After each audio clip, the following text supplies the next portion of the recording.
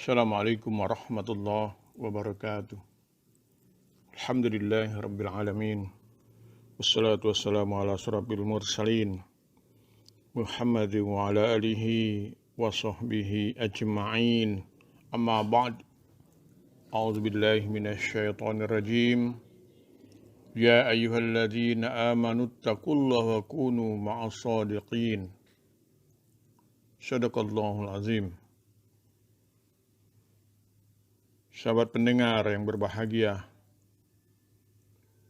tadi pada mukadimah saya membacakan surat At-Taubah ayat 119. Hai orang-orang yang beriman, bertakwalah kepada Allah, dan hendaklah kamu bersama orang-orang yang benar. Pada kesempatan ini, saya akan mengangkat tausiah ini tentang sidik atau sifat sidik. Sahabat pendengar yang berbahagia, sidik adalah suatu kondisi yang terbaik, benar dan sempurna dari sebuah pekerjaan. Memang agak mirip dengan ihsan, tetapi kalau ihsan itu penekanannya pada prosesnya, sedangkan sidik pada kondisinya atau hasilnya. Dengan makna ini, maka sidik ini memiliki beberapa dimensi, mencakup wilayah amal manusia.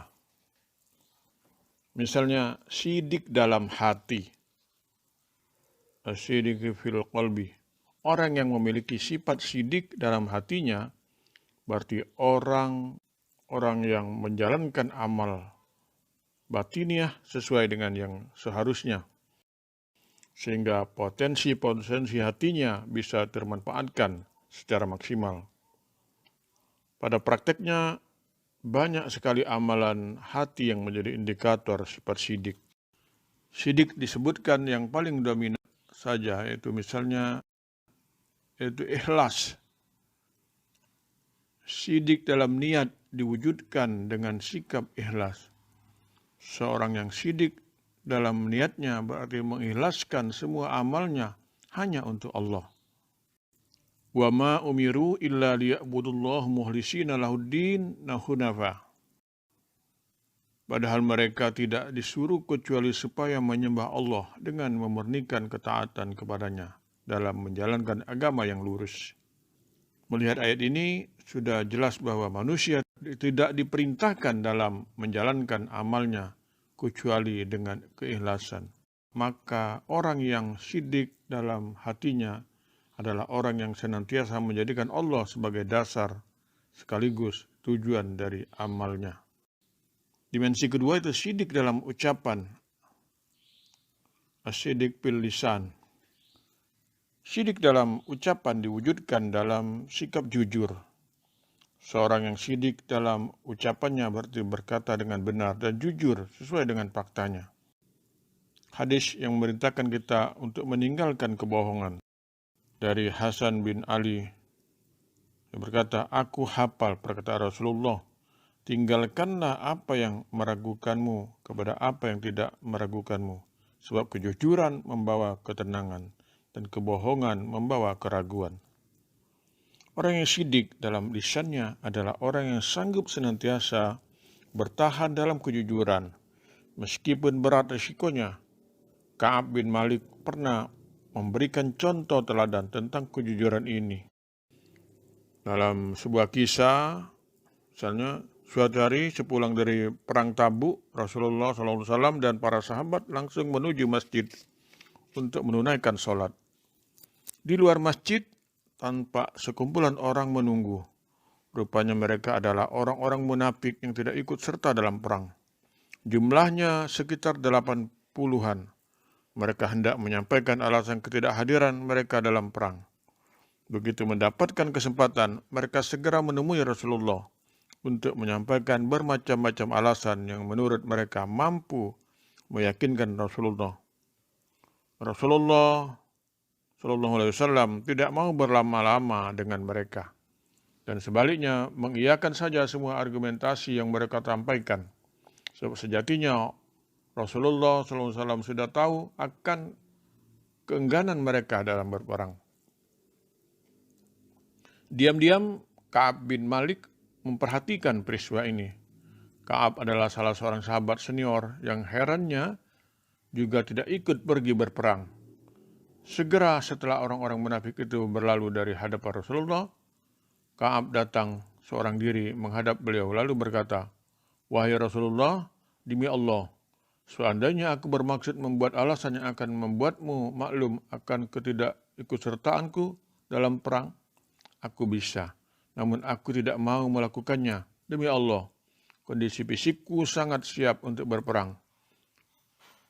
Kendaraanku juga sangat memadai, namun tidak ada yang membuatku absen kecuali kemalasan." Rasulullah SAW tertegun sejenak. Beliau tersenyum, kemudian berkata, "Kamu telah bersikap jujur." Dan akhirnya risiko dari kejujuran ini, Ka'ab bin Malik beserta 2 sahabatnya dihukum selama 50 hari, tidak boleh bergaul dengan umat Islam. Sungguh hukuman yang sangat berat, namun ia rela menempuhnya dan berani jujur untuk menjalaninya. Inilah orang-orang syidik dalam lisan. Dimensi yang ketiga yaitu asyidik fil kubur. Jadi syidik di dalam pikiran. Syidik dalam pikiran diwujudkan dengan berilmu. Seorang syidik dalam pikirannya berarti ia berupaya senantiasa menambah ilmu pengetahuan dan wawasannya. Kemudian ia senantiasa menjadikan ilmu sebagai pedoman untuk meyakini, berkata-kata, berpikir maupun beramal. Ia tidak bersikap ngawur dan asal-asalan. Namun semua senantiasa diperhitungkan secara cermat berdasarkan ilmu pengetahuan, wawasan, tahapan dan informasi yang benar dan tepat. Wala taqfu ma laysa laka bihi ilmun innas sam'a wal basara wal fuada kullu ulaika kana anhu mas'ula. Janganlah kamu mengikuti apa yang kamu tidak mempunyai ilmunya tentangnya. Sesungguhnya pendengaran, penglihatan, dan hati semuanya itu akan diminta pertanggungjawaban. Surah Isra ayat 36. Di zaman seperti sekarang ini, ilmu pengetahuan dan informasi begitu mudah didapatkan. Maka sikap sidik dalam cara berpikir menjadi semakin urgent untuk dipraktekkan. Seorang yang tidak memiliki sifat sidik dalam berpikir ini bisa jadi akan gampang saja mengabarkan sesuatu yang belum pasti kebenarannya, atau juga menyimpulkan sesuatu yang juga belum terbukti kebenarannya. Dimensi yang terakhir, sidik dalam perbuatan atau sidik fil amal. Sidik dalam perbuatan diwujudkan dengan bersungguh-sungguh. Seseorang yang sidik dalam perbuatannya berarti bersungguh-sungguh dan maksimal dalam melakukan sesuatu pekerjaan. Kesungguhan itu adalah diwujudkan dengan kesungguhan dan juga berkesinambungan atau kontinu. Dalam rangka melaksanakan kesungguhan itu pula, ia tak segan untuk rela berkorban di jalan kebaikan. Sesungguhnya orang-orang beriman itu hanyalah orang-orang yang percaya kepada Allah dan Rasul-Nya.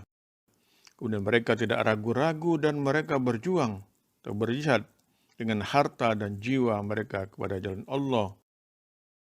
Mereka itulah orang-orang yang benar.